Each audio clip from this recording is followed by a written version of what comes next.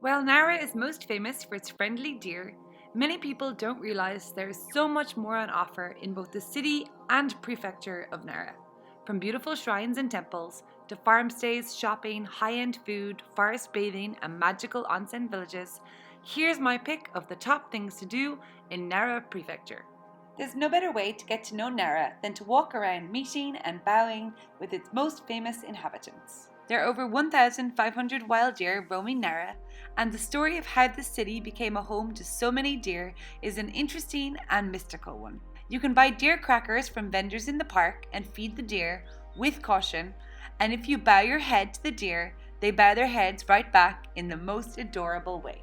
Naramachi District was by far my favourite area in Nara City. I absolutely loved getting lost down the narrow streets, popping into tiny nondescript house museums, trinket shops, artist galleries or cafes, and simply just wandering around and absorbing the atmosphere. This area is the former merchant district in Nara, which explains why there are so many beautiful houses and buildings. You'll feel as if you have travelled back in time. This is the Japan of your dreams. Staying in an Onsen Ryokan, a traditional style Japanese hotel where you sleep on the floor and there's a shared bathhouse in the basement, is a must while in Nara Prefecture. I had the pleasure of staying in one for one night while in Doragawa Onsen, a small village famous for its hot springs and the sacred mountains that surround it. The entire experience was one I will never forget, getting to wear the pajamas they supply, bathing naked with other guests in the onsen, sleeping on a mattress on the floor, and being treated to an amazing hot pot dinner to warm the soul. If you're looking to get back to nature and explore the mountain and forest right on Nara's doorstep, then you can sign up for a forest bathing and hiking experience in Kesugayama Primeval Forest in Nara. Here, a qualified guide will take you on a 3 to 4 hour hike through the forest, explaining the benefits of being back in nature, allowing you to inspect plants and insects up close, and encouraging you to lay down on the soft cushion-like bed of moss, close your eyes, and listen to the sounds of the forest. You can't travel to Nara and not visit the very famous Kasuga Taisha Shrine, one of Nara's most famous attractions and the reason Nara is so overrun with beautiful deer. This extremely important and architecturally stunning shrine also has a lot of activities on offer for the visitor. Apart from roaming around and petting or bowing to the inquisitive deer, you can admire the thousands of stone and bronze lanterns which have been donated by worshippers, explore the botanical gardens, walk up to the nearby forest, or visit the museum on site. One of the most unforgettable meals I ate while in Japan was at the phenomenal L'Auberge de Plaisance, a French and Japanese fusion restaurant with panoramic views of Nara. This is a pretty fancy restaurant, and I certainly felt very underdressed, and at one stage I was so unsure of what I was eating or how to eat it that I had to call over the waiter and ask for help. They serve a set 7-course lunch menu with breads, soups, perfectly presented meat dishes, and delectable trays of desserts. The presentation and taste of each unique dish was exquisite, and I honestly think this was one of the most memorable meals I had during my 16-day trip across Japan. Out of all the amazing things to do in Nara, sleeping the night in a Buddhist temple will forever remain my favourite.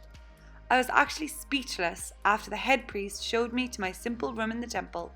I opened the balcony door to be greeted by one of the most magical room views I've ever had in my life. I loved eating the perfectly colour-coordinated vegetarian temple food, attending morning prayers before sunrise, and even getting to watch a very special fire prayer ceremony at 5 o'clock in the morning. Staying at the beautiful Gyukozoin Temple in Nara is something everyone should add to their Japan bucket list. Exploring Dargawa Onsen is another top thing to do in Nara. This is where I spent the first day in Nara, wandering the quiet streets that are lit up at night with beautiful strings of paper lanterns. Famous for the local hot springs, the small temple in the village, and the numerous brightly painted bridges that crisscross the river joining one side to the other, Daragawa Onsen is a unique place to spend a day or two while in Nara. I've visited many beautiful temples and shrines while exploring Nara Prefecture, but Kashihara Shrine was definitely my favourite. Not necessarily because it was more beautiful or more impressive than the others, but simply because there were less tourists. In fact, I think I was the only tourist there, which made the experience a lot more authentic. The shrine was also next to a large lake that you could walk around, which was very peaceful, and the town itself was a pretty nice place to walk around and have some free time. While I was there, I learned the proper etiquette for visiting a shrine in Japan and really enjoyed watching the locals participate in the activities at the shrine. Sadly, I didn't have enough time to rent a kimono in Nara, but I saw many girls dressed up and walking around town wearing one. And I also saw many shops where they rent the kimonos for a couple of hours at a time and show you how to wear them. A cute bakery I discovered from the locals, Mia's Bread is quite a famous place in Nara and does delicious sandwiches perfect for lunch on the go. If you guys are visiting Nara, you can come to the Tourist Information Centre and they actually have some free cultural activities such as cosplay where they give you outfits and you can try them on and take photographs. So now that you've watched my favourite things to do in Nara, I hope you're feeling inspired to visit this beautiful part of Japan. There are of course lots of beautiful places in Nara that I haven't mentioned in my video, be it quiet streets, shopping malls, temples, shrines, or even just absorbing the general atmosphere and the fun that makes Nara such a special place.